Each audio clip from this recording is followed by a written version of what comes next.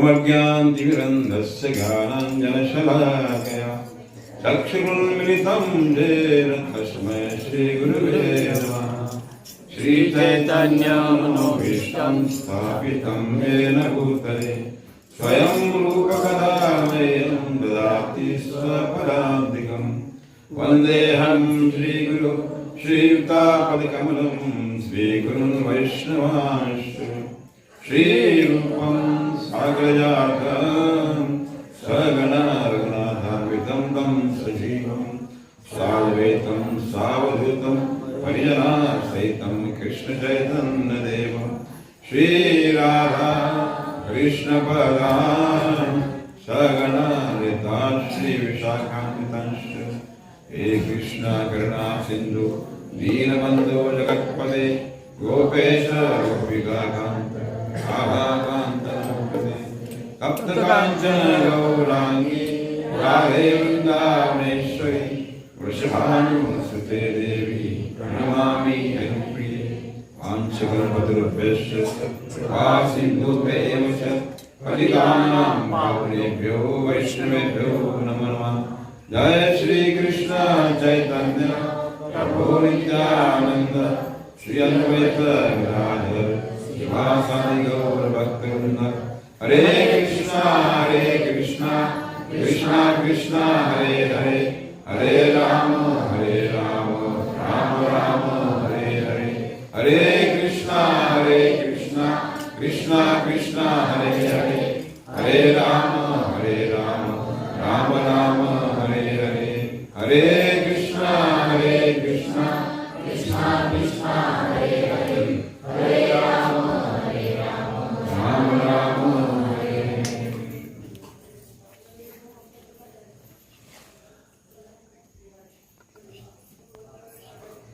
जय श्री कृष्ण। हरे कृष्णा।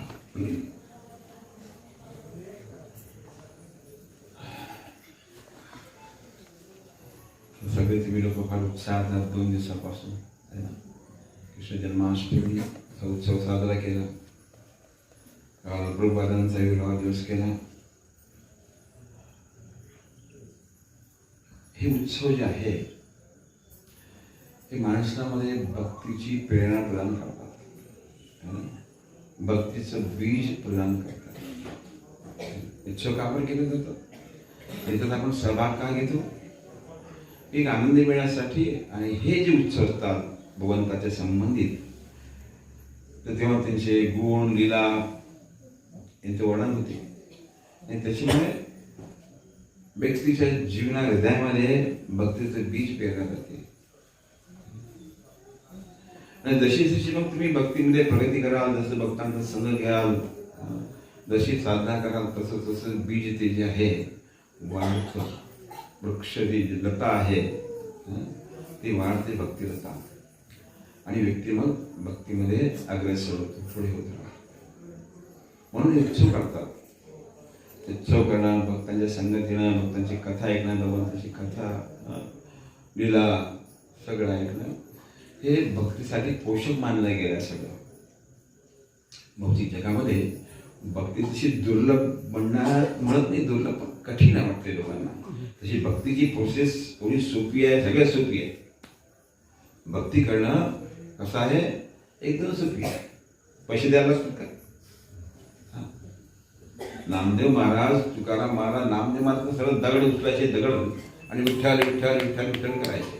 करताल ते पण पैसे नको. तर भक्ती इतकी सुलभ आहे, सरळ आहे, पण ती अंगीकारणं फार कठीण होते भौतिक जगामध्ये. कारण इतके प्रलोभन आहेत बाहेर, प्रलोभन आहे.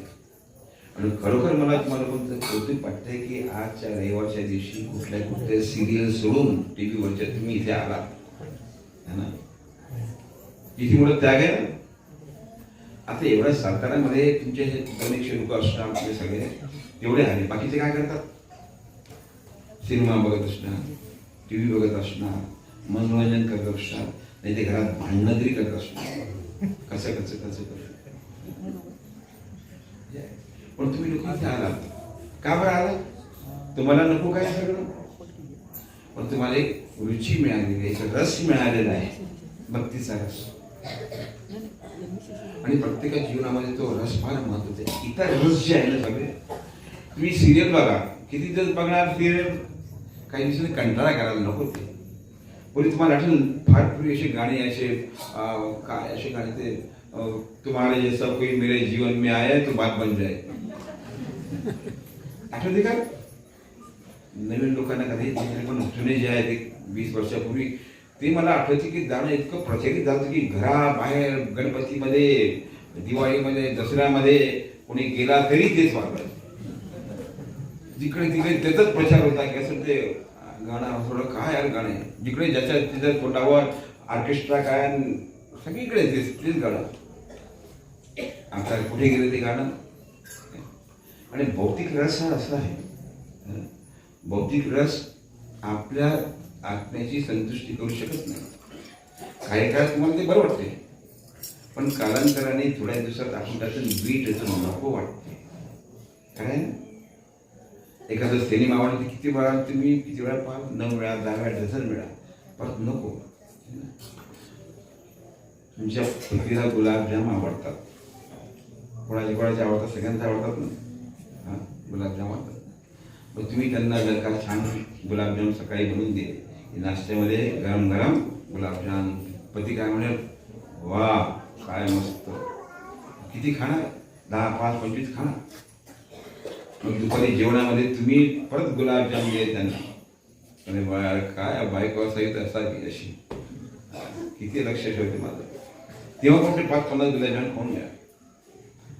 रात्री परत गुलाबजाम परत खाणार. तू कोणी संख्या कमी जास्त वेळ.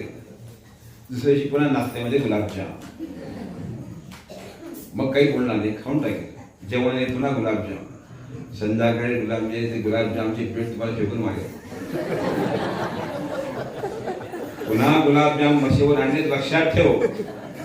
चावून चावून खायचे गुलाबजाम. का बरं?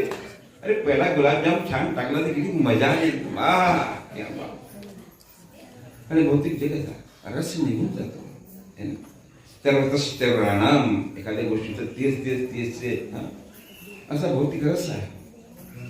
पण भगवंताचं नाव कलियुगात कित्येक वर्षापासून, हजारो वर्षापासून, कलियुगाचे किती वर्ष हरिनाम घेत आहे. बीट येतो का त्याचा? येतो का बीट? अरे काय ते हरे कृष्ण कृष्ण कृष्ण हरे हरे बस बस बस बस पुरे पुरे पुरे बीट आला आता नको. पण येतात तुम्ही घरी करता, जप करता, प्रचार करता. मी आता मगाशी घटना सांगितली गुरुजींना की आम्ही जप करतो सकाळी उठून 2 तास, साधारण 2 तास लागतात. तर आमच्याकडे एक आमचे चुलत बंधू आहे. ते पाहायला लागल्याने काय करतात, ते हात घालतात त्याच्यामध्ये, हरे कृष्ण करते. ते बसलं समोर. पण तुम्ही किती वेळ करता? 16 माळा करतो. 16 गुणीला 108. अरे बापरे, इतका वेळ तुम्ही घालवता याच्यामध्ये? काय इतक्या वेळ घालवता? म्हटलं हो. पण किती वर्ष झाले? म्हटलं झाले 25 वर्ष. तेव्हा 35 एकच एक करता तुम्ही? हो. वेडणी लागत का म्हणते तुम्हाला एकच एक करून? तर म्हटलं देवा वेळ लागावं म्हणून तो करतोय, पण नाही लागत ना, नाही लागत. एक दुसरा आमचे बंधू ते आले. ते पण म्हणाले यार किती वर्ष तुम्हाला हे असं करता? ते पहिले तर कंटाळा केली की काय हे एखादी केसे सकाळी उठता, काही चहा पाणी नाही, काही नाही, कसं दिवस सुरुवात करतात तुम्ही? आम्ही असं करतो. किती वर्ष? 25 वर्ष. 35 वर्ष झाले ना, आता उद्यापन करून टाकायचं. उद्यापन करायचं. तसं 16 सोमवार उद्यापन करतात, तसं उद्यापन करून म्हणजे मोकळं वाटायचं मला. पुष्कळ झालं. अरे म्हटलं देव उद्यापनाचं नाही आहे, हे तर जीवनामध्ये शेवटच्या श्वासापर्यंत आम्हाला करायचं आहे ना. गुरुवाराची आज्ञा आहे आम्हाला. कारण काय की हा रस निघत नाही काही. रस याची मात्रा सारखी वाढत राहते, यातला रस वाढत राहतो. असा हा भक्तीचा रस आहे.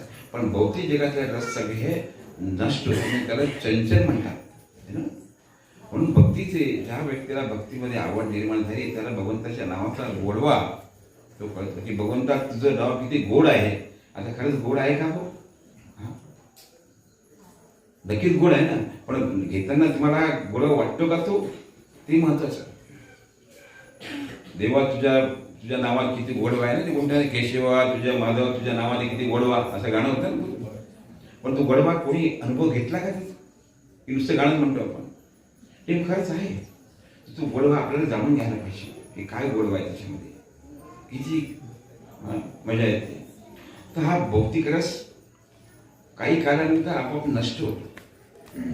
पण भगवंताच्या नावाचा रस जो आहे, त्यांचं नाव हे कधीही रसहीन होत नाही, उलट ती गोडी सारखी वाढते. आपल्याला अनुभव आहे सगळे एवढे मोठे आपले आचार्य काय आणि साधू संत काय, नामदेव महाराज, तुकाराम महाराज, जनाबाई काय काय सगळं.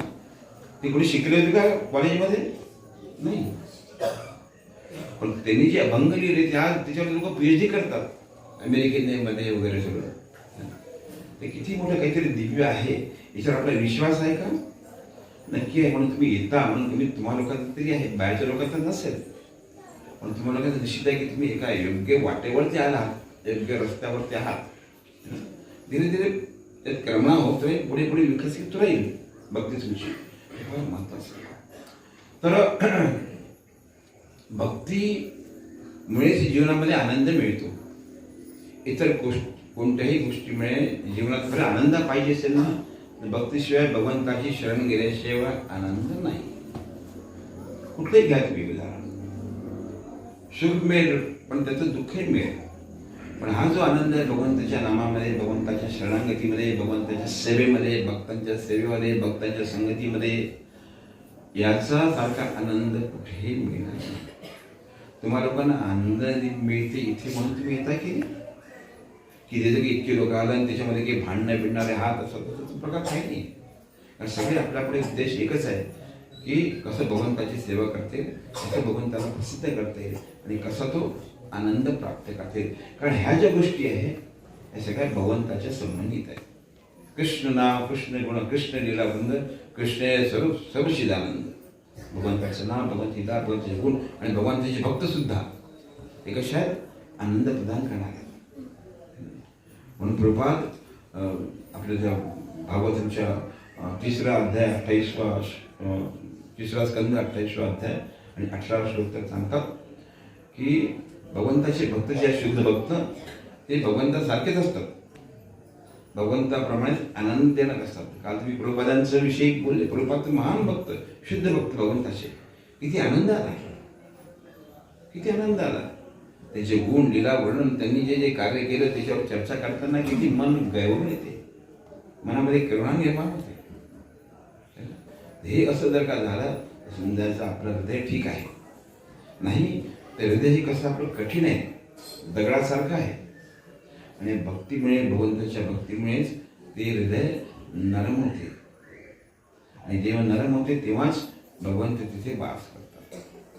पण जोपर्यंत हृदय नरम होत नाही, मुलायम होत नाही, तोपर्यंत काहीही अर्थ नाही. म्हणून ही पद्धती सगळी आहे. भगवंताचं नाव घेणे, जप करणे, मंदिरात येणे, भक्तांचा संग घेणे, याच्यामुळे हृदय शुद्ध होतं. भगवंत आणि भक्तांमध्ये एक फार सुंदर संबंध आहे. भक्तामध्ये आणि भगवंतामध्ये छान असा एक संबंध आहे. भक्ताला वाटते भगवंत श्रेष्ठ आहे, प्रभू भगवंत श्रेष्ठ आहे, आणि तिकडे भगवंताला वाटते माझा भक्त श्रेष्ठ आहे. भगवंत जसा भगवंताचा भक्त जसं बसून ध्यान करतो भगवंताचं, तसंच भगवंतही बसून आपल्या भक्ताचं ध्यान करतात. त्यांना दुसरं काय काम असते, असं ध्यान करतात. कोणता माझा भक्त कुठे आहे, कसा आहे, कशा स्थितीमध्ये आहे, मी काय करायला पाहिजे, काय नाही करायला पाहिजे माझ्या भक्तासाठी. मी आपत्तीच असता, आपण आपत्ती संकटात असतो ना, तर भगवंत चिंतन करतात की हे माझ्या भक्ताचं संकट आलं आहे, कशा प्रकारे मी त्याला दूर करू शकतो. तर दोघांमध्ये फार संबंध आहे, फार दिव्य संबंध आहे. लक्षात घ्या, काही सर्वसाधारण संबंध नाही आणि कोणाच्या लक्षात येत नाही.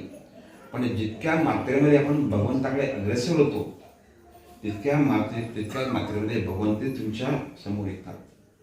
तुम्ही 4 पावलं टाकलं तर भगवंत सुद्धा 4 पावलं टाकतात तुमच्याकडे येण्यासाठी.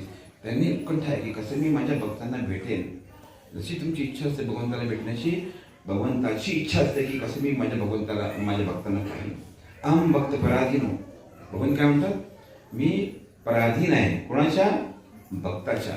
पराधीन म्हणजे त्याचे नियंत्रणामध्ये, कंट्रोलमध्ये आहे. त्यांना मी विकून टाकलं आहे माझ्या भक्तांना. किती मोठी गोष्ट आहे. खरं आहे काय आहे, किती उदाहरण आहे. भगवंत एकनाथ महाराजांकडे अनेक वर्ष पाणी बरस होते, माहिती नव्हतं. भगवंत जनाबाईच्या घरी टक्की दळण दळत होते. किती किती अशी उदाहरण आहेत. तर तात्पर्य काय, कशासाठी, तर किंवा भगवंत नेहमी आपल्या भक्तांकडे लक्ष ठेवतात. त्यांना तेच काम आहे, इतर काही काम नाही. की माझा भक्त तर कशा प्रकारे मी त्याच्याकडे लक्ष ठेवेन, हेच कार्य ते करत असतात नेहमी. म्हणून असा भगवंताचा आणि भक्तांचा फार संबंध आहे, लक्षात घ्या. आणि भक्तीसाठी तुम्ही अनेक वर्षापासून भक्ती करतात, तर तुम्ही फार मोठे भक्त झाले की तुम्ही फार मोठे श्लोक सांगतात, मोठे मोठे लेक्चर देतात आणि तुम्ही फार महान भक्त आहे, अशातला काहीही भाग नाही. भगवंताची भक्तीमध्ये तीव्रता पाहिजे. आणि तीव्रता ज्या मात्रेमध्ये असेल, जितकी मात्रेमध्ये असेल तितकं तुम्ही अग्रेसर होता. भगवंताला सगळेच पुकारतात, सगळेच त्यांना आवाज देतात, बोलावतात, पण आपल्या आवाजाने तीव्रता नसते. तीव्रता कशी पाहिजे, द्रौपदीच्या आवाजाने तशी. ती तीव्रता पाहिजे, तेव्हा भगवंत येतात. भगवंताला तीव्रता पाहिजे की किती आर्त हृदयापासून भगवंत नेहमी आपल्या भक्तांच्या लक्षात त्यांचं असते, त्यांच्यावरती नाही. फक्त एकच काम करेल, आपण त्यांना आर्ततेने त्यांना बोलवायचं असते. आपल्या भक्तीमध्ये तशी तीव्रता पाहिजे, अर्थता पाहिजे. हे 4 प्रकारचे भक्त असतात ना, त्याच्यामध्ये अर्थ आहे. हृदयापासून भगवंताला बोलावतो, तेव्हा भगवंत लक्ष ठेवतात, निश्चित ठेवतात. त्यांनी द्रौपदीला केला गजराज, सगळ्यांना त्यांनी लक्ष ठेवलेलं आहे. एक कथा सांगतो तुम्हाला. पैठणला, खूप जुनी कथा आहे. पैठणला एक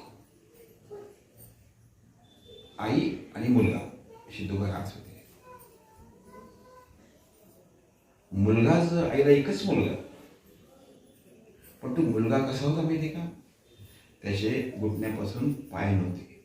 कल्पना करा, त्याचे घुटण्यापासून पाय नव्हते आणि इथून हात नव्हते. जन्म झाला, वडील मोठी चिंतेमध्ये होते की कसं होणाऱ्या मुलाचं, आणि त्या चिंतेमध्ये नव्हते गेले. पण आईला तर काही पर्याय नव्हता ना काही. आईला तर ते पोटचे लेकरू सांभाळणंच आहे. जशा परिस्थितीमध्ये, तशा अवस्थेमध्ये त्याला हात नाही, म्हणजे मुवमेंट काही नाही, कुठे चालणे, आपल्या हाताने खाऊ घालणे, आपल्या हाताने त्याला कुठे घेऊन जाणे, अशी परिस्थिती. त्या मुलाचं नाव होतं कुर्मदास. काय नव्हतं? कुर्चुनी आहे कुर्मदास. कुठे न्यायचं म्हणजे आई त्याला पाठीवर ठेवायची. अंगावरती फक्त एक लंगोटी, पाठीवर ठेवलं ते वजन, काय म्हणायचं बघा, हात नाही पाहिजे, आणि तसं घेऊन चालले. जिकडे घेऊन जा, मार्केटवर जा, जे काय जिकडे घ्यायचं असेल तिकडे करता करता वय वाढलं मुलाचं. 22 वर्षाचा मुलगा झाला. पण भगवंताच्या भक्तीमध्ये असतात, त्यांना कळायचं. जेव्हा माणूस असहाय असतो ना, तेव्हा तो फार लवकर भक्तीकडे वळतो. ज्याला वाटते की मी काहीतरी आहे, ज्याच्यामध्ये अहंभाव आहे, मी मला कशाची प्रवृत्ती आहे, अशी लोक भगवंताकडे फारसे लवकर वळत नाही. पण जो असहाय आहे, ज्याला माहिती आहे की मला आता कसला पर्याय नाही आहे, अशा व्यक्तीकडे भगवंती सुद्धा आपले थोडंसं त्यांच्याकडे लक्ष देतात, भक्ती प्रदान करतात. आणि ते मुलगा भक्तीमध्ये चिंतन करायचं. कुठे सत्संग असेल तिथे जायचं, आई मला घेऊन चाललं ना तिथे, तर त्या बाळाला, लहान बाळाला आई घेऊन घेऊन यायची. असे करता अनेक वर्षाला मुलाला सत्संगचा फार लाभ लागला. कुठे सत्संग असेल तर मुलगा जायचा. मुलगा म्हणजे जायचा म्हणजे आई घेऊन जायची त्याला आपल्या पाठीवरती. असं करता करता एक दिवशी मुलाने म्हटलं, आई मला सत्संगला नेणं गं. आई तशी कंटाळ घेते, म्हणजे अरे बाळा किती सत्संग करते, मी ते कंटाळ दे म्हणण्यापेक्षा तर सत्संग द्या कधी, पण तुला मी कसं घेऊन जाणार? आज तुझं वजन हे वाढते आणि माझी शक्ती तुझं वाढते बाय, माझं क्षीण होते. मी तुला घेऊन जाणं मला सारखं जमत नाही आहे. तुला इच्छा असते बघायला, पण नाही निष्कात मी नाही घेऊन चालणार. आई एक दिवशी तिने आजच्या दिवस मला घेऊन जा. मुलाच्या डोळ्यामध्ये अश्रू पाहिले. यांनी विचार केला की त्यामुळे मुलाला कल्पना होती की आपली आई आपल्याला अशा अवस्थेमध्ये इतकं वजन, 22 वर्षाचं मुलाचं फुल्ली डेव्हलप, पूर्णपणे विकसित झालेला त्याचं वजन घेऊन जाणं, आणि ती म्हातारी बाई, तिला किती कठीण सुद्धा कल्पना करते. कुर्मती म्हणायचं, आई काय करू मी, तुम्ही माझा काही दोष आहे का? मला कल्पना आहे की हे माझ्यामुळे तुम्हाला असं आहे, खूप त्रास होतो, आणि या त्रासामुळे माझे वडील सुद्धा गेले. मला कल्पना की तुला आता माझी मदतीची आवश्यकता असायला पाहिजे, पण मी आपला असा अपंग पण नाही, केवळ दुसऱ्याच्या भविष्यात मी काहीही करू शकत नाही, काही करू शकत नाही. पण मी काय करणार, माझा दोष आहे. पण एक सांगतो की फक्त आजच्या दिवस तू मला तिथे घेऊन सांग तसं समोर, पुन्हा मी तुला नाही म्हणणार. आईने विचार केले, बाबा मुलाची इच्छा आहे, तिने ती एवढं वजन 50-60 किलोचं का असेल ते आपल्या पाठीवर टाकलं आणि म्हातारी वाकत वाकत वाकत गेली सत्संगाच्या ठिकाणी. सोडलं. आता सोडलं सत्संग असं जसे तुम्ही बसले असे लोक बसले होते सत्संगाला. तिथे ठेवले तर ते मुलगा काय करायचं, चालत असेल तर चालणं बिळणं तर प्रकार नाही. मग असा लोटांगण घालत, लोटांगण समजते ना, गोल गोल फिरत आपल्या याचा, कधी मग पोटावरती हाताने असं सरकत सरकत पायने सरकत असं रांगत रांगत घसत घसत तो यायचा. तर तसा आला. त्याने छान टिळा लावला होता, या तुळशीची माळ होती, म्हणजे आपला घासत घासत आला. जस्ट प्रवचन सुरुवात व्हायची होती आणि समोर येऊन बसला. तर त्या दिवशीचे प्रवचनकार होते एकनाथ महाराजांचे पंजोबा. एकनाथ म्हणजे पंजोबाचे होते ते, त्याचं नाव मला सांगते मी तुम्हाला. मी पंजोबा होते ते, त्याशी लेक्चर देत होते, प्रवचन करत होते. त्यांनी पाहिलं की रे कुलमध्ये तू आला, कसा आला? म्हणे आलो आईने घेऊन. अरे पण तू आला पण ठीक आहे, पण आता जाशील कसा? मी जाणार नाही, जाणार नाही. अरे काय माहिती की, कारण आज आता रात्रीचं भेट संपलं, कार्याचं प्रवचन संपलं की उद्या सकाळी आम्ही पंढरपुरासाठी निघणार आहे. तू काय करशील? तुम्ही काही नाही म्हणे, मी आता नाही जाणार कधी, मी तुमच्यासोबत येतो. तुमच्यासोबत कसं येणार? ती फक्त हो म्हणा म्हणे. कसा येशील? तुम्ही भानुदास महाराज, त्यांचं नाव करायचं भानुदास महाराज. तर भानुदास महाराज गेले, तू कसा येशील? मी फक्त तुम्ही हो म्हणा. मग त्यांनी विरोधाने म्हटलं ठीक आहे ये. त्यांना माहित नाही पोरगा काय करणार आहे, अशा अवस्थेमध्ये चालता येत नाही, हात नाही, पाय नाही, काही नाही. ठीक आहे ये म्हटलं. कुलदेव खूप खुश झाला. भानुदास महाराजांनी म्हटलं ये. सुंदर प्रवचन झालं, मनापासून त्यांनी ऐकलं सगळं. नंतर संध्याकाळचं प्रवचन होतं. सगळ्यांनी प्रसाद वगैरे घेतला आणि सगळे विश्राम करायला गेले. सांगितलं की आपण उद्या निघणार आहोत आणि उद्या आपला पुढचा यात्रेत तुम्ही आता वारकरी गेले, इकडचे पण तुम्ही लोक वारकरी केले ना, तर तुम्ही ठरवता ना की आजचा मुक्काम कुठे असेल, उद्याचा मुक्काम कुठे असेल. असं नाही की नाही चालले मग असं नाही, ठरवतं ना मुक्काम की पुढचा मुक्काम कुठे असणार आहे. तर महाराजांनी सांगितलं, भानुदास महाराजांनी की आपला पुढचा मुक्काम आपण निघू. पुढचा मुक्काम बीडला आहे ना, पैठण ते बीड. पुढचा मुक्कामला बीडला असणार. त्यांनी ऐकलं ते. ठीक आहे. सगळे विश्राम केले, आराम केला, सगळे झोपले. कुलमध्ये उठला, त्याने आंघोळ केली, तिला लावलं आणि तिथून तो निघाला. कसा निघाला? जमिनीवरचे गोल गोल फिरत सगळे शांत झोपले होते. गावाच्या बाहेर असतात एवढे पब्लिक तिथे नसायचे तेव्हा. त्याच्यामुळे तसं लोटांगण घालत घालत घालत तो चालला चालला. कधी आपल्या पाठीवरचे पोटावरचे घासत पुढे जशा अवस्थेने तसं करता करता पहाड झाली, तांबडी उघडलं, सूर्यदेव निघाले. ते विचारलं का हो बीडचा रस्ता कुठे आहे? म्हणजे हाच रस्ता आहे ना. तिथनं परत आणखीन त्याने निघाला. घासत लोटांगण जसं देवे तसं करत करत सकाळी 10 वाजता बीडला पोहोचले. तिथे हनुमान मंदिरामध्ये काय गेला. हनुमान मंदिरात गेल्यानंतर त्यांनी तिथल्या व्यवस्थापकांना सांगितलं की हो किती मोठं भाग्य आहे, आज भानुदास महाराज त्यांच्या भक्तांशी तिथे येत आहेत, बीडला या मंदिरामध्ये येणार आहे. त्यांच्या भोजनाची व्यवस्था करा सगळी. आता वारकरी तुम्ही जात होते तर सगळी व्यवस्था करायच होते ना. तर त्यांनी सांगितलं की बाबा काहीतरी काय भाजी भाकरी करायचं करा, येणारा सगळे भानुदास महाराज इतके इतके लोक आहेत. सगळ्यांनी त्यांनी तयारी केली. भानुदास महाराज आले दुपारी. आल्यानंतर 5 तरी कुलमदास तू इथे व्हायला म्हणे. मी म्हटलं तुम्हाला येईन म्हणून आलं. वा वा वा फार छान. आणि प्रसादाची व्यवस्था केली म्हणे. सगळी प्रसादाची व्यवस्था केली. सगळ्या लोकांनी भानुदासवाले सगळ्यांना प्रसाद दिला. सगळ्यांनी भाजी भाकर काय असेल सगळं ते खाल्लं. नंतर रात्री मस्त पुन्हा प्रवचन झालंय. हा पण आपला कुलमदेव प्रवचन ऐकत बसला.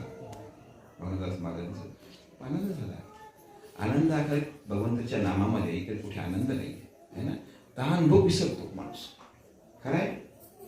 परीक्षित महाराजांना सांगितलं की त्याला 7 दिवस परीक्षित महाराज भुके प्यासे, म्हणजे पाणी नाही, खाणं नाही, पिणं नाही, काही तसं 7 दिवस 7 रात्री केवळ केवळ भगवंताचं नाव घेत बसले. भागवतम असं आहे का भगवंताच्या नावामध्ये ही शक्ती आहे की तुम्ही सगळं विसरता.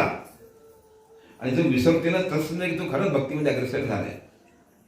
नाही तर मी भगवंताला घेऊन पाजारे 10 वाजता माझा नाश्त्याचा टाईम झाला आणि ठेवली मान तशी खाल्ल्या ते पण ते ठीक आहे, फायदा आहे, पण तीव्रता नाही त्याच्यामध्ये. प्रसिद्ध महाराजांची तुम्ही ऐकण्यामध्ये तीव्रता. कुर्मदासने छान भगवंताचं नाव ऐकलं, वा किती सुंदर असं सुरू झालं. मग सगळ्यांनी प्रसाद घेतला, परत विश्राम करायला तयारी केली आणि आम्ही केले उद्या आपण मांजरगुंजा गाव आहे पुढे बीडच्या त्यानंतर, तिथे आपण विश्राम करणार, तिथे आपला उद्याचा मुक्काम असणार आहे. सगळे छान प्रसाद घेतला, झोपले आणि कुर्मदेव चुपचाप रात्री परत त्याच अवस्थेमध्ये तसंच निघाला. दुसऱ्या दिवशी पोचण्याच्या आधी मांजर सुंब्याला जाऊन पोचला, पण तिथे परत त्यांनी तशी व्यवस्था केली सगळ्यांच्या प्रसादाची की महाराज येत आहेत आणि सगळ्या गावकऱ्यांनी त्यांची व्यवस्था केली. पुन्हा भावनदास म्हणजे अरे कुर्मदेव तू आला, महाराज तुमची कृपा आहे, मग काय आलं म्हणे मी असं. वा वा वा. अशा प्रकारे परत त्यांची कीर्तन झालं. करता करता 1 2 3 4 दिवस ते सगळं करत करत ते वारी चालली पुढे. हे पण चालले सगळे. इच्छा एकच, बस पंढरीला जायचं, पंढरीनाथाची विठ्ठलाचे दर्शन घ्यायचं. एकच कुर्मदेवची इच्छा की भगवंता मग तुझं दर्शन पाहिजे मला. तुझं दर्शन मिळाले की मला सगळं काही मिळाल्यासारखं आहे. ही तेवढी इच्छा मनामध्ये. बस विठ्ठल विठ्ठल विठ्ठल पंढरपूरला पोहोचायचं, हाच एक भाव मनामध्ये. करता करता 2 4 6 दिवस होऊन गेले आणि नंतर सांगितलं की पुढचा स्टॉप आपला लवळ गाव आहे. लवळ गाव आहे, कुलवाडीचे पुढे 7 किलोमीटरवरती लवळ गाव आहे. तिथे आपण मुक्काम असणार आहे. 10च्या रात्रीमध्ये पण निघाला, चालत गेला. सगळ्यात आधी दौड गावात पोहोचला. सगळी व्यवस्था त्यांनी केली होती. सगळे आल्यानंतर भोजन सगळ्यांनी घेतलं. महाराजांनी भोजन घेतलं, सगळ्यांनी खूप तृप्त झाले. दुसऱ्या दिवशी लवळ गावून निघायचं होतं. महाराज आले त्यांच्याकडे. प्रभुदास पाहतो, प्रभुदास तिथे एका रस्त्याच्या कडेला इवट पडला होता. थोडातून शब्द निघत होता, प्रभुदास काय रे, काय झालं तुला? असं ते माझ्याने बोलणं होत नाही म्हणे. अरे काय? आणि मग तो जो उताळा दाखवला, पोटावरचं दाखवला आणि पोट त्यांनी हे बघितलं, छाती पोट सगळं सोडून निघालं होतं. त्याचं रक्ता वाहत होतो आणि त्या याच्यामध्ये सगळे पत्थर दगड सगळे फसले होते. अनेक कंकर पत्थर सगळे फसले होते पूर्ण शरीरामध्ये. रक्त वाहत होतं, क्षीण झालं होतं. म्हणे प्रभू महाराज माझा आता बिलकुल शक्य नाही, याच्या पुढे मी एक पाऊलही टाकू शकते. अरे गुरुदास आता फक्त एक स्टॉप आहे, एकच आपला मुक्काम आहे, नंतर तुझी पंढरी आली. भगवंताला भेटायचं याच्यासाठी तू ठास केला होता सगळा. पंढरी आता फक्त एका काही तासावरती आहे. नाही महाराज, आता माझ्याच्याने एक शब्द पण बोलणं होत नाही आणि माझे चालणं तर सुद्धा काही माझ्या होणार नाही. महाराजांना खूप वाईट वाटलं. त्यांना भरून आलं मनामध्ये की काय रे, कसं आहे. काही चिंता करू नका महाराज, तुम्ही माझ्या नशिबात एवढं होतं तेवढं मला मिळालेलं आहे. माझ्या जन्मामध्ये माझं भगवंताचं दर्शन नाही असेल, कदाचित विठ्ठलाचं दर्शन माझ्या नशिबात नसेल म्हणून नाही होणार. आता वाईट वाटलं, अतिशय क्षीण झाला. ज्या माणसाने सगळ्यांच्या भोजनाची व्यवस्था केली होती, प्रसादाची व्यवस्था केली होती, सगळे तृप्त व्हायचे, पण कुर्मदेवाने या समयमध्ये या काळामध्ये काहीही अन्न खाल्लं नाही किंवा पाणी नाही पिला. हे का बरं म्हणे, कुर्मदेव तू खाल्ला नाही, काही पाणी पिला नाही, तसाच करतोय तू फक्त. मी नाही काय करणार, माझी पुढची क्रिया कोण करणार? मी घरी असेल तर मलमूत्र माझी आई साफ करत होती, इथे कोण खाणार? म्हणून त्यांनी खाणं पिणं सोडलं. आणि तशा अवस्थेमध्ये ते जवळपर्यंत होते. महाराज एकच काम करा माझ्यासाठी, तुम्ही जाल पंढरतांसमोर, फक्त माझ्यासाठी प्रार्थना करा, माझ्यातर्फे भगवंताला माझा नमस्कार सांगा, प्रणाम सांगा, एवढं करा माझ्यासाठी महाराज. महाराज खूप गलबलून आला. कसं सोडून त्यांचे पाय जड झाले, कसं सोडू याला पोरा त्यांनी. पण पर्याय नव्हता. मोठ्या जड अंतःकरणाने भानुदास महाराज पुढे निघाले सगळ्या भक्तांना सेत. आणि हा एका ठिकाणी आपला वाळवंटामध्ये एका रस्त्याच्या बाजूला पडून होता.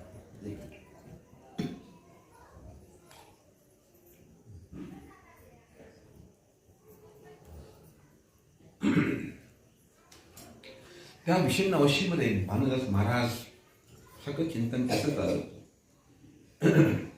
कुर्मदेव विचारामध्ये करता करता गेला स्नान करून. नंतरच 2 दिवसानंतर महाराज पोचले पंढरपूरला. चंद्रभागेमध्ये सगळ्यांनी स्नान केलं, चंद्रभागेमध्ये दर्शन घेतलं आणि नंतर विठ्ठलाच्या दर्शनात आले. आजकालसाठी गर्दी नसायची की लाईन बिन प्रकार नसायचा तेव्हा. तर महाराज आले, भगवंताचं सुंदर विठ्ठलाचं दर्शन घेतलं. ते विठ्ठलाकडे पाहत होते आणि विठ्ठल भानुदास महाराजांकडे पाहत होते. आणि भगवंताला काही सांगण्याची आवश्यकता नाही आहे काय आहे. भगवंतांनी सगळं समजलं, त्यांच्या हृदयामधलं काय आहे, काय एवढी तीव्रता आहे. त्यांच्या डोळ्यात पाणी आलं होतं कुर्मदासशी. पण भगवंताला काय सांगणार, ते सगळे जाणतात. आपलं दुःख काय सांगायचं भगवंताला, ते धडारड नेहमीची. पण भगवंतांनी सगळं ओळखलं की याच्या हृदयामध्ये काय आहे. ताबडतोब त्याने सांगितलं, रुक्मिणी देवी, या तर वारी तुम्ही सांभाळा. आजच्या दिवस मी माझा भक्त हे काय कुर्मदेव, त्याला जाऊन भेटून यायचं मला अर्जंट. लगेच कॉल केला, गरुड तयार. भगवंत बसले तिच्यावरती आणि दुसऱ्या क्षणामध्ये इथे कुर्मदेव लोट पडला होता. अशा स्थितीमध्ये वेदनेने तडफडत होता अक्षरशः. त्या ठिकाणी भगवंत आले आणि त्या वेदना इतक्या होत्या की त्याच्यामध्ये तो बेहोश झाला, तर बेशुद्ध पडला होता. त्याला कसलं भान नसायचं. भगवंत ते पोचले. तिथून त्या कुर्मदेव, हे बघ मी आलो विठ्ठल. आणि विठ्ठल म्हणतात त्याने हळूच आपले डोळे थोडेसे उघडले. पाहिलं, अरे हे मला तू भेटायला येणार होता ना, हे बघ मी तुला भेटायला आलोय, मी तुला भेटायला आलोय. त्यांनी बघितलं की सुंदर भगवंताचं रूप, सुंदर भगवंताचं रूप, गळ्यामध्ये तुळशीमाळा वगैरे वगैरे सुंदर रूप तुम्हाला कल्पना आहे विठ्ठलाचं. त्यांनी पाहिलं भगवंताचं रूप आणि परत तो भेटायला आला, चालायला लागला. बोलतो, अरे नको नको नको, तू धावू नको. भगवंत स्वतः धावत गेले, पटकन त्याच्या समोर जैमिनीमध्ये बसले, पाळवटात बसले आणि त्याचं डोकं आपल्या मांडीवरती घेतलं. त्याला हात फिरवला. प्रभुदास, तू किती भाग्यवान रे, है ना प्रभू. मला ते कल्पना होती की तुमचं दर्शन होईल, पण तुम्ही एवढे कृपाळू आहात, माझ्यासाठी तुम्ही एवढे धावत आहात. इतकं आपलं सर्व कार्य सोडून है ना तुम्ही आहात. किती तुम्ही भक्त वत्सल आहात.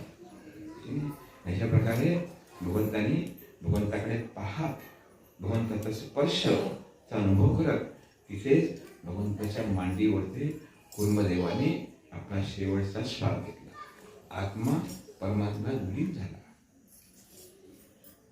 असं हे कुर्मदेव.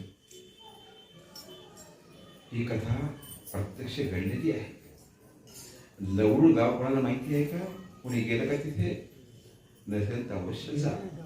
कुंडवाडीच्या पुढे 7 किलोमीटर आहे, तिथे आजही मंदिर आहे. कुर्मदेव हा मुस्लिम होता. कोणता? मुस्लिम होता. म्हणून त्याचा पुढचे संस्कार मुस्लिम पद्धतीने केले गेले. एक मशीद, एक कबर त्याच्यासाठी ते बांधलेली आहे आणि त्याच्या समोरच विठ्ठलाचं मंदिर बांधलेलं आहे. एकावरती घुमट आहे, दुसऱ्यावरती कलश आहे, आजही आहे.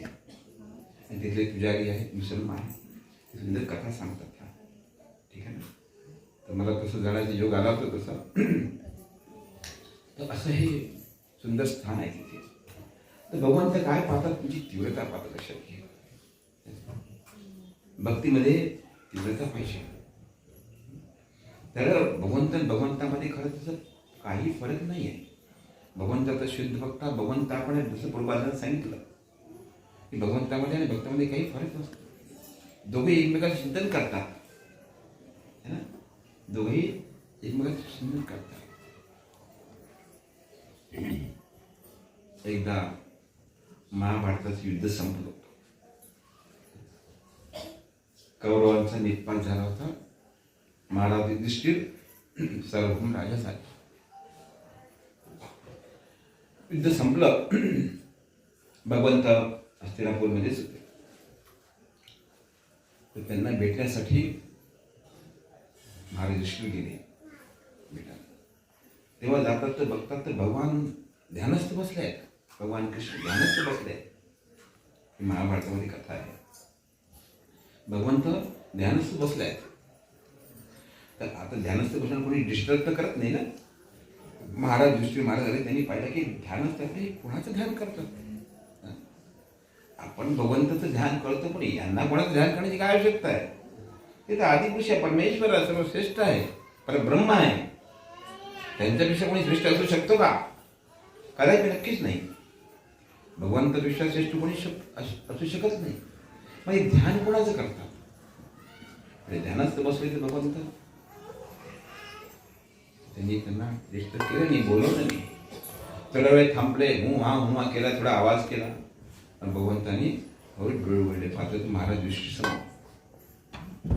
आणि तेव्हा विचारलं युधिष्ठिर म्हणाले की प्रभू तुम्ही काय डोळे बंद बसले, ते काय बरं असे शांत डोळे बंद करून कोणाचं ध्यान करत, काय करायचं तुम्ही? ते म्हणजे खरंच मी ध्यान करत होतो माझ्या एका भक्ताचं. माझ्या भक्ताचं मी ध्यान करत होतो. आता कल्पना करा की भगवंत ज्याचं ध्यान करतात तो किती मोठा व्यक्ती असेल. असं नाही आहे.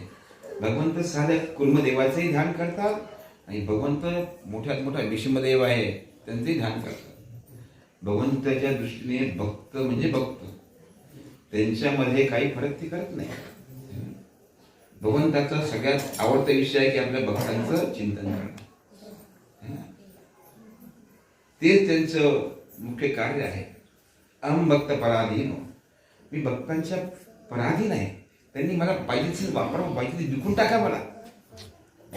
बाई मी विकत घेतला, विकत कसा कोणी विकायला आला तर जेव्हा घेणार कसा आता असं आठवलं का म्हणजे विकण्यासारखं आहे की नाही. पण मी आता नका करू की बाई विकून टाकतो आणि झाला फ्री झालं मग मी भक्तीमधून, असं नका करू. ते विकलं नाही आहे. भगवंत स्वतःला पार त्याच्या नियंत्रणात देऊन टाकतात. काय करायचं भक्ताला म्हणतात, तुला काय करायचं कर माझं. असा सुंदर भाव आहे भक्तामध्ये आणि भगवंतामध्ये. तर काय करतो म्हणजे मी चिंतन करतो. कोणाचं करतो म्हणजे भीष्मदेवाचं चिंतन करतो. ते तिथे शरशय्येवरती पडलेले आहेत. 58 दिवस झाले. त्यांना माझ्या आठवण करतात ते खूप. मला झालंच विषय. काही मोबाईल होता का, फोन होता का, काही नाही. पण भगवंतांनी जाणलं हृदयातून. आणि तिकडे महाराज भीष्म पितामह ते आठवण, प्रभू कुठे आहात तुम्ही? आता बरेच दिवस झाले, या की आता जरा. पुष्कळ मला आता ठीक वाटत नाही, मला जायचं आता, या तुम्ही. भगवंतांची केलं, त्यांनी लावलं, ध्यान केलं की अरे माझा भक्त बोलवतोय, ठीक आहे आले तुम्ही, आणि आपण नृत्य करतो. आणि भगवंत मग सगळे तुम्हाला कल्पना सगळे तिथे गेले भीष्मदेवांकडे. भीष्मदेवांकडे गेले. भीष्माने भगवंताला बघितलं प्रत्यक्ष आणि त्यांची भगवंताची वाणी, सगळे भगवंताच्या उशाशी उभे होते पांडव. पण भगवंत कुठे उभे होते? भीष्मदेवाच्या चरणाजवळ. त्याच्यामुळे भीष्मदेव प्रत्यक्ष बघू शकले भगवंताला. अशा प्रकारे भगवंताचा स्पर्श, भगवंताचं नाव, भगवंताकडे प्रत्यक्ष भगवंताकडे बघत बघत भीष्मदेवाने प्राण सोडला. किती मोठा आहे गोष्ट. हे जे शक्यता ब्रह्मदेव शिवजी कोणालाही शक्य नाही आहे. अशा प्रकारचं अंत समयामध्ये चिंतन करणं किती कठीण आहे.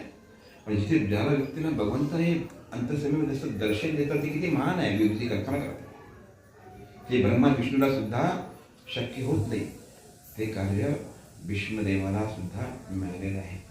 किती मोठी गोष्ट आहे. आणि असं बघत बघत महाराज विष्णुपितामहांनी आपला देहत्याग केला. भगवंताला प्रत्यक्ष भेटून त्यांच्या हस्ते त्यांच्या समोर त्यांचं नाव घेत आपलं शरीर सोडणे अगदी मोजके लोक आहेत इतिहासामध्ये. अगदी मोजके लोक. देश फार मोठी नाही आहे. अगदी मोजके लोक आहे. दुसरं कोण आहे? हरिदास ठाकूर.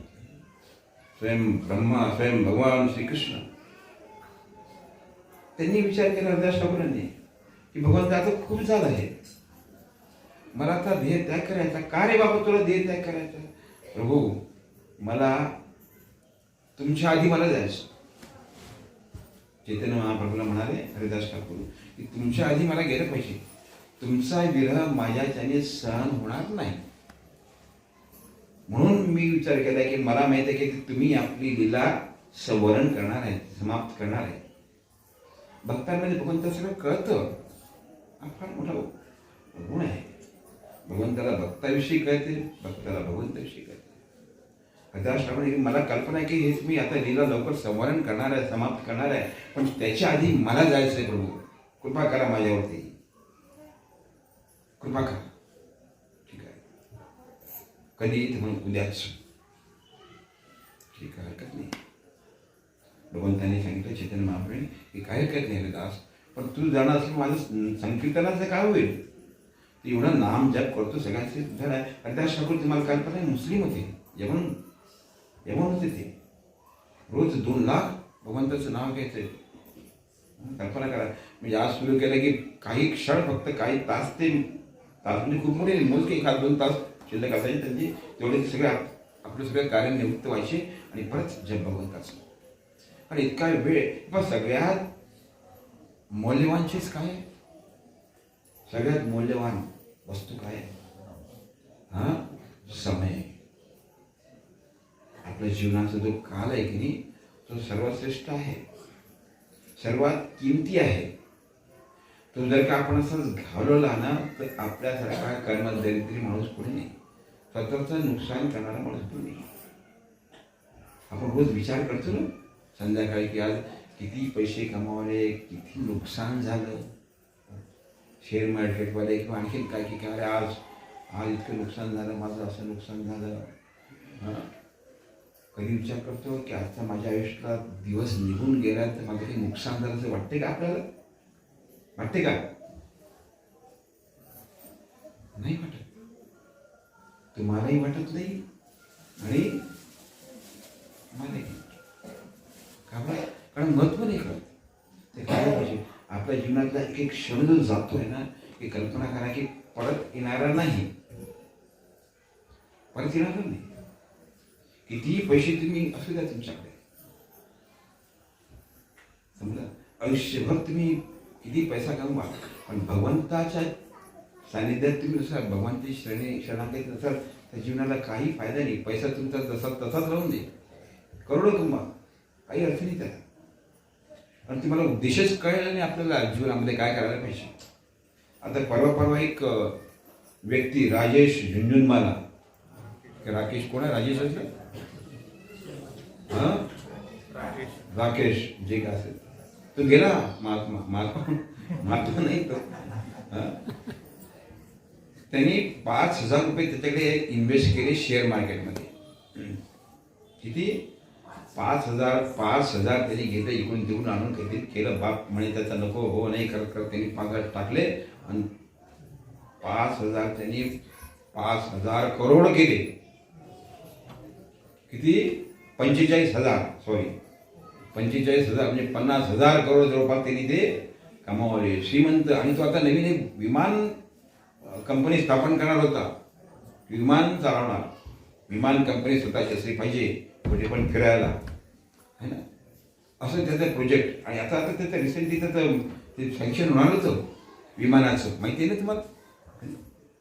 असं जे तुम्ही वाचण्यात आलं माझ्या की म्हटलं काय आहे, 61 वर्षाचा फक्त जयंती, नुसतं पैसा पैसा पैसा, किती फायदा झाला, किती फायदा झाला, किती फायदा झाला, आज किती कमाई केली, लाखोनी करोडोनी, हेच जीवन. पण नुकसान काय झालं, त्या माणसाच्या जीवनात नुकसान त्याने सहन केलंच नाही, कधी नुकसान झालंच नाही. पण त्याच्या कधी लक्षात नाही की माझ्या आयुष्यात किती नुकसान होते आहे, माझ्या शरीराचे किती नुकसान होते आहे, की त्यांनी कधी विचारच नाही केला. 61व्या वर्षी त्याची परिस्थिती अशी होती की तो व्हील चेअरवर बसलेला होता. भगवान की व्हील चेअरवरून तो उठू शकत नाही. 45,000 करोड रुपये असूनही एकही पैसा त्याला उभं करू शकला नाही.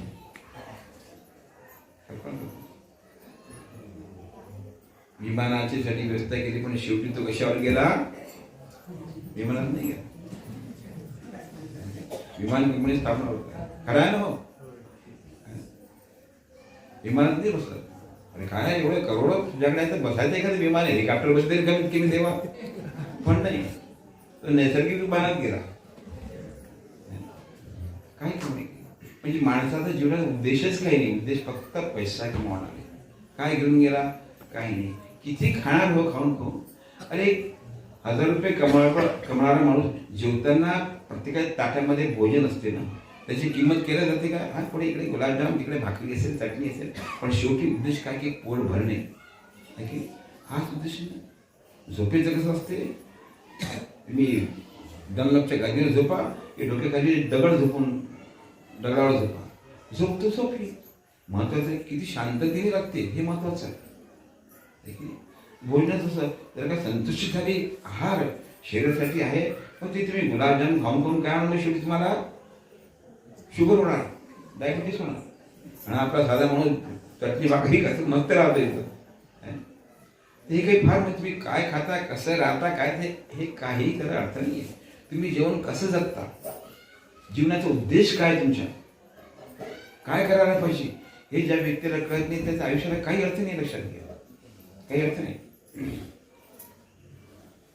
म्हणून भगवंताच्या कृपेने आपल्याला अशी काही मिळालेलं आहे आज. हे तुम्ही खरंच तुम्हाला सगळ्यांना खूप भाग्यवान समजतो की तुम्ही हे जे काय आपल्याप्रमाणे जे आपल्या जीवनामध्ये उतारतात, तुम्ही उतरवलं आहे, भक्तीचा प्रयास करता, हे फार उच्च आहे. हे सर्वसाधारण मनुष्यानाम सहस्तेषु, हजार मनुष्य म्हणजे कोणातरी भगवंत भक्ती, आणि त्याच्यामध्ये एखादा असतो की त्याला भगवंत आपल्याविषयी तत्वज्ञान प्रदान करतात. म्हणून सहस्त्र हजारो वर्षा मनुष्यामध्ये तुम्ही एक आहात, या इथे येतात तुम्ही आणि भगवंताची भक्ती करण्याचा प्रयास करता. हे फार मोठी गोष्ट आहे. म्हणजे केवळ भगवंताच्या कृपेने, भगवंताच्या भक्ताच्या कृपेने होतो. भगवंत हे प्रत्येक क्षणी प्रत्येक वेळी येत नाही तुमच्या समोर. तुम्हाला इतर बाबा इथे इस्कॉन मंदिरात घेऊन जात येत नाही, पण भगवंताचा एखादा भक्त येतो की तो तुम्हाला या मार्गाला लावतो. तुम्ही जे बसल्यासाठी बसल्या ना, त्याच्या प्रत्येकाच्या जीवनामध्ये कोणीतरी एखादा भक्त येऊन त्यांनी तुम्हाला इथे आणलेलं आहे. खरं आहे का? कोणी म्हणू शकत नाही की मी स्वतः तुम्हाला भगवंताने रात्री सांगितलं की अरे बाबा तू काय एवढं छान जात मंदिरमध्ये, मी पण आहे तिथे. कोणीतरी भक्त आलाय, त्याने तुम्हाला सांगितलं, एक माध्यम बनलं तुमच्यासाठी आणि तुम्हाला इथे आणलं. हे असंच आहे का? हो फुकट झालंय का? हे इथं काही काम नव्हतं, बघा तुम्हाला इथे घेऊन आला नाहीये, पण तुमच्या रशीमध्ये भगवंताने त्यांना एक स्फोरण दिलं, तुमच्यासाठी काहीतरी करायला पाहिजे. किंवा माझा भक्त आहे, झाले बाबा मी तिकडे आहे वर आणि काम आहे, तू जाऊन त्यांना. भगवंत अशा भक्तांना ती शक्ती प्रदान करतात, चेतना प्रदान करतात, आणि त्याद्वारे आपल्यासारखी व्यक्ती भगवंताच्या ठिकाणी येतो, अन्यथा नाही येत. तर कोणाची तरी कृपा झाल्याशिवाय, भगवंताची म्हणा किंवा भगवंताच्या भक्ताची कृपा झाल्याशिवाय कोणीही व्यक्ती भगवंताच्या वाटेला जात नाही. म्हणून प्रत्येकाने विचार करावा की माझी जी भक्ती आहे कशा प्रकारे उद्दिंगित होईल, कशा प्रकारे मी ह्याच जीवनामध्ये भगवंताला प्राप्त करेल. असं कधी नाही होत की अनेक वर्ष तुम्ही भक्ती करायला लागते, तपस्या करायला लागते. पूर्वी सत्ययुगामध्ये जे आहे ना, हजारो वर्ष तपस्या करायला, तेव्हा त्याचं जीवन पण 1,00,000 वर्षाचं जीवन असायचं. तर 30,000 वर्ष तपस्या करा, तेवढे भगवंती मिळायचे. तसं काही करायचं नाही. तुमचं आयुष्य काही 30,000 वर्षाचं नाही, की 1,00,000चं नाही. तुमचं जन्म 100 वर्षाचं आहे. आणि भगवानने प्रत्येक मग जसं युगामध्ये कन्सेशन देत गेलेलं आहे. कारण ते कलियुगामध्ये सगळं असा प्रचार कसे लोक असणार आहे. कलियुगामध्ये वर्णन केलं आहे की कलियुगाचे लोक कसे असणार. प्रायण पेशा सभ्यम कलव वसमी विना मंद सुमंद मतीवर मंद भाग्य तुझा. भागवतीमध्ये श्लोक आहे हा. इथे प्रायण अल्पायुष्या, इथे व्यक्तींचं आयुष्य कसं असणार आहे, लोकांचं अल्पायुष्य असणार. मंद सुमंद मतयोर, मती बुद्धी कशी असणार आहे, मंद बुद्धीची असणार आहे. आपल्याला ठीक आहे, अरे आम्ही मंद कशी असू शकतो. एखादी मंदा असेल तिला पण वाटेल किंवा मंद कशी आहे, मी तर विमान चालवते, पायलट झालं, असं आम्ही प्रगती केली, मंद कसू शकते. मंद त्या बाबतीमध्ये नाही. भौतिक प्रगती तुम्ही केली असेल, पण आध्यात्मिक प्रगती काय केली. सगळ्यात बुद्धिमान व्यक्ती कोण आहे, कोणी PhD केलेला आहे का, नाही. सगळ्यात बुद्धिमान माणूस कोण आहे, तुकाराम महाराज, नामदेव महाराज, जनाबाई, तुकाबाई, आणि ते कोण सगळे तुम्ही सुद्धा. ठीक आहे. जे भगवंताकडे ज्यांनी शरण घेतलं आहे, भगवंत जाणतात, भगवंताविषयी जाण्याचा प्रयास करतात, ते बुद्धिमान. ज्या बुद्धिमान लोकांना आपण बुद्धिमान समजत नाही, त्या लोकांनी लिहिलेले अभंग आज लोक त्याच्यावर PhD करतात अमेरिकेमध्ये.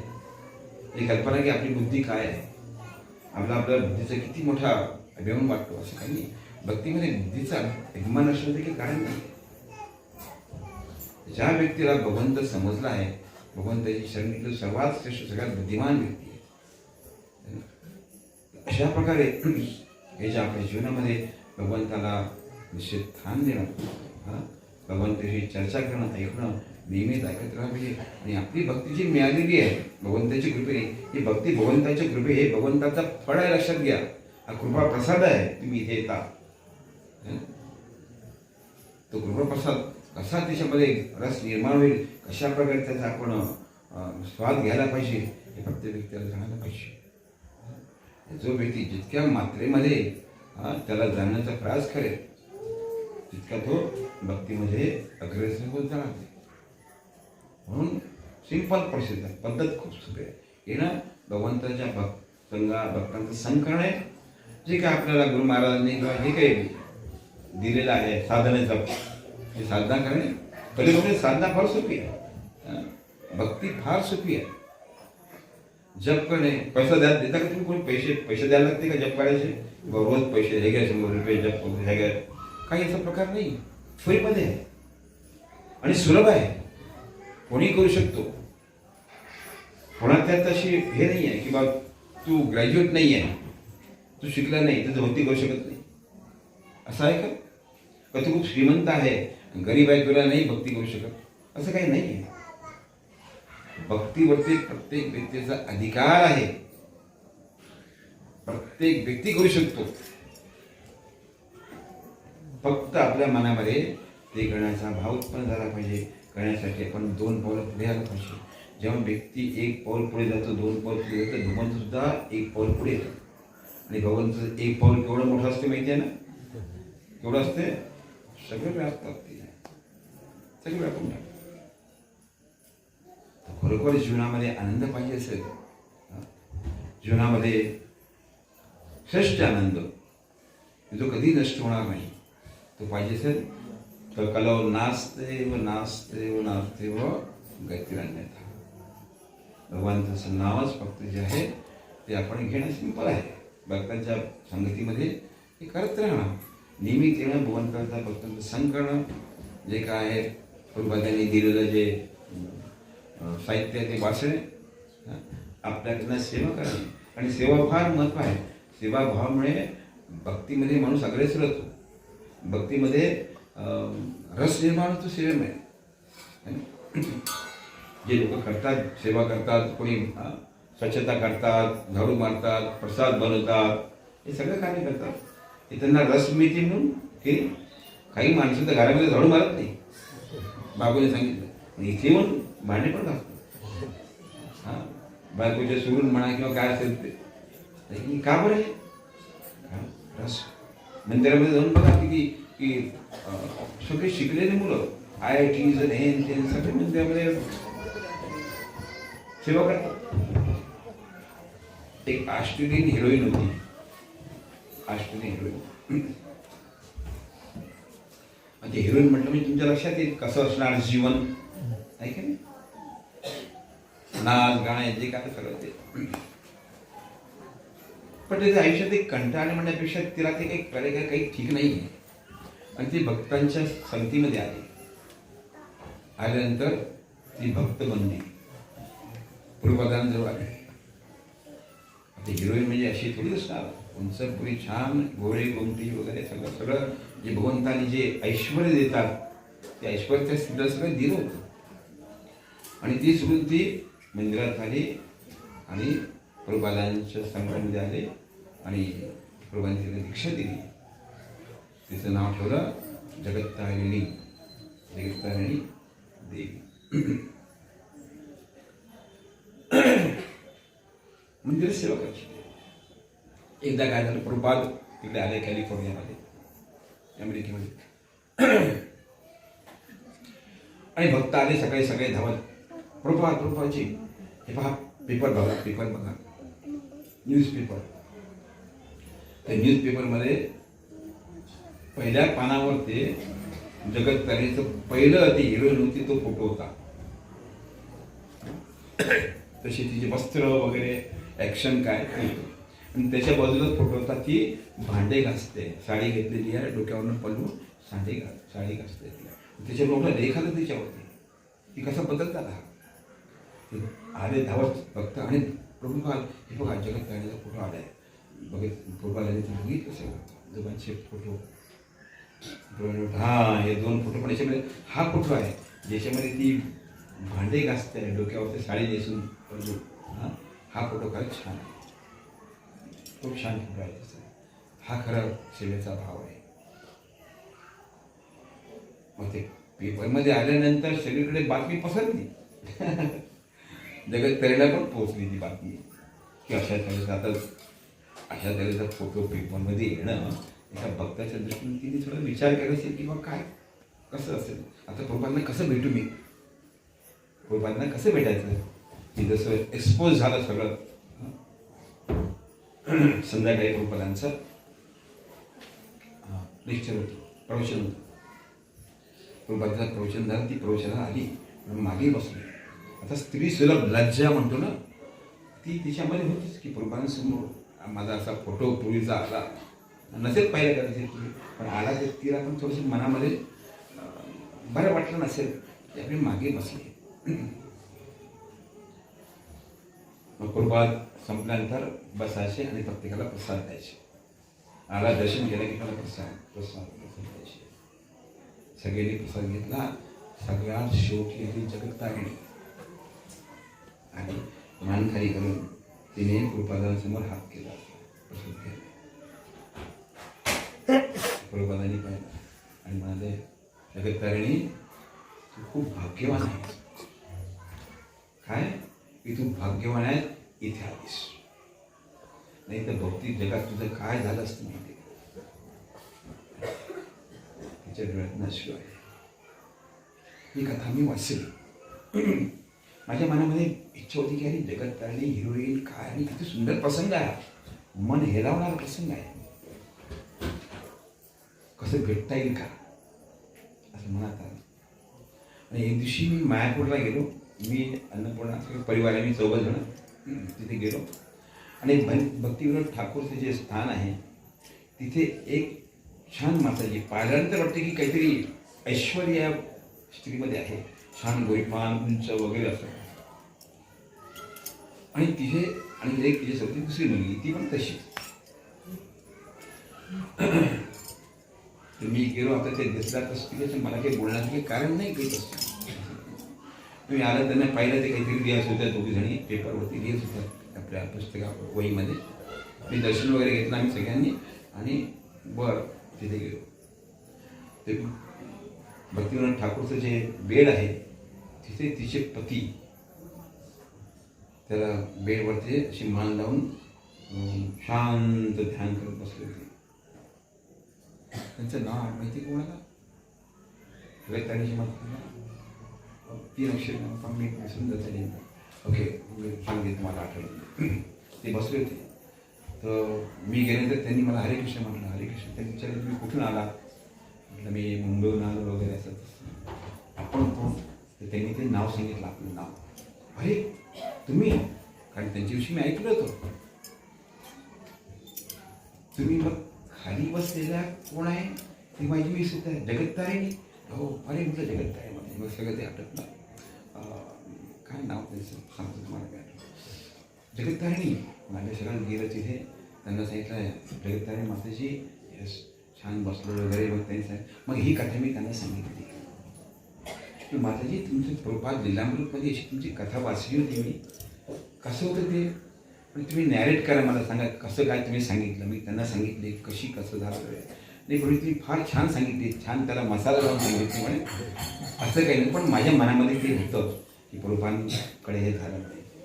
अशा तऱ्हेने कल्पना करा तुम्ही की. आणि जगत्ताई जानकी एक कथा आहे की प्रभूंनी तिला सांगितलं की तू ब्रिटनमध्ये जा, ब्रिटनमध्ये, आणि तिथे हा असा असा मुलगा आहे, तू तुला त्याशी लग्न करायचं. गेले, दोघांचं लग्न झालं. आजही खूप छान राहतात. ती तिची मुलगी होती. एक मुलगा पण मुंबईला असतो. अजूनही आहेत. सगळे रिसर्च करतात. वृंदावन धामवरचे आजही आहेत दोघे. त्यांचं नाव पण आठवत नाही काय नेहमी मला कन्फ्युज एनिवे. तर अशा प्रकारे ते दोघेही म्हणजे प्रभुपादांचा भाग किती विश्वास. त्यांनी सांगितलं की तू इथे लग्न कर. तिथे गेले असं प्रभुपादांनी सांगितलं. त्यांना भेटलं जाऊन. प्रभुपादांनी मला सांगितलं तुमच्याशी विवाह करायला. ती माझ्या ठीक आहे. मला पण सांगितलं फोनाला ठीक आहे झालं पती आज छान त्यांचं असं. कारण हे प्रभुपादांच्या संगतीमध्ये भगवंत, प्रभुपाद म्हणजे स्वयं भगवंत आहे ना. आपण मानायला पाहिजे आहे ना. आणि भगवंताचा भक्त आणि भगवंत याच्याकडे काहीही फरक नाही. त्यांच्या मुखातून श्रीमुखातून निघालेले शब्द हे भगवंताचे शब्द असतात. ठीक आहे. तर अशा प्रकारचं जे आहे कारण प्रभुपादांनी सुद्धा आज आपल्यासाठी केवळ केलेलं आहे की आपल्यासारखे जे जीव आहेत त्यांच्या उत्थानासाठी कशा प्रकारे त्यांना भक्तीमध्ये आणता येईल ही एकच तळमळ प्रभुपादांची होती. लक्षात घ्या. चैतन्य प्रभूंनी जे आनंद आंदोलन केलं सिंपल ते आज जगामध्ये पोहोचण्यासाठी प्रभुपादांनीच हे सगळं कार्य केलेलं आहे. नाही तर तुम्ही कुठे होते हो सगळे आपण? मी तिकडे मुंबईत होतो, मस्त राहिलो असतो तिकडे. तुम्ही कुठे असणार? हैदराबादला कुठे तुमचा जन्म झाला असेल, आसाम कुठे कुठे सगळे आपण वेगवेगळ्या गावात आलेले आहे, वेगवेगळ्या समाजामध्ये आहोत. काय आवश्यकता होती घेण्याची? काय आवश्यकता आहे माझं ऐकण्याची? पण हे काहीतरी आहे की नाही की सगळ्यांनी आपल्या एका ठिकाणी आणलं आहे. मी बोलतो तुम्ही ऐकतात वगैरे. हा जो भाग आहे याच्यामध्ये काहीतरी रचना आहे का वाटते का तुम्हाला? निश्चित आहे. हे केवळ कसं शक्य होते? याच्या प्रत्यक्ष भगवान एका भक्ताच्या श्रीमुखातून सांगतात. ती शक्ती त्या शब्दांमध्ये येते. म्हणून प्रभुपादांनी जे आंदोलन सुरू केलेलं आहे आजही ते सतत वाढत आहे. त्याला अंत असणार नाही. काळाच्या कलियुगाच्या अंतापर्यंत चालत राहणार. लक्षात घ्या. ही अशी एक संस्था आहे ज्याच्यामध्ये निष्काम भावने लोकांसाठी कार्य केला. जाती पाती समाज कोण काही प्रकार नाही. काही प्रकार नाही. सगळं कसं व्यवस्थित सगळं शांत करणे चाललं असते आपल्या जीवनामध्ये. आणि जो व्यक्ती खरोखर भगवंताची शरण घेतो त्याच्यामध्ये जीवनात आनंद आणि शांती त्याला प्राप्त होते. शांती प्राप्त होण्यासाठी जीवनामध्ये अशांत असते ना सगळं. मुळात सगळ्या गोष्टी अशांत होतात. तर त्या शांत करण्यासाठी ह्या गोष्टी महत्त्वाच्या आहेत. भगवंताचं शरण करणं, भक्ती करणं. तर हे जे काही आपल्याला मिळालेलं आहे अतिशय महान आहे. खूप मोठी दिव्य आहे सगळे. ते कसं वाढवायचं हे केवळ आपल्या हाताच्या लक्षात. कशी भक्तीमध्ये प्रगती केली पाहिजे, कशी भक्तीमध्ये तीव्रता आणली गेली पाहिजे हे आपल्याला ठरवायचं आहे. सगळं काही इथे उपलब्ध आहे. सगळं उपलब्ध आहे. फक्त मनामध्ये इच्छा करायची की नाही ह्याच जन्मामध्ये मला भक्ती करायची आहे चांगल्या तऱ्हेने. जशी तीव्रता मनामध्ये वाढेल तसं भगवान ते आपल्यासाठी रिसिप्युएट करतात, आपल्यासमोर ते व्यक्त होत असतात. म्हणून भगवंताचा भक्त, भगवंत हे आजही आहे. भगवंत दिसत नाही, पण भक्तांच्या रूपामध्ये, शुद्ध भक्तांच्या रूपामध्ये ते आहेत. आपल्या जीवनामध्ये सतत कार्य करत असतात, आपल्याला मार्गदर्शन करत असतात. हे लक्षात घ्या. आणि जीवनामध्ये प्रगती करा भक्तीमध्ये, हेच आज सांगणं आहे. प्रभुपादांचं काल आपण विवाह दिवस साजरा केला. प्रभुपादांची एकच कर्म त्यांची होती, लोक भक्तीमध्ये गेली, भक्ती स्वीकारावी, हे त्यांची एक जीवन. त्यांनी तेवढ्यासाठी त्यांनी संपूर्ण जीवन ते सगळ्या जनतेसाठी दिले. ठीक आहे, थांबूया. श्री प्रभुपाद की, अनंत कोटी वैष्णववृंद की.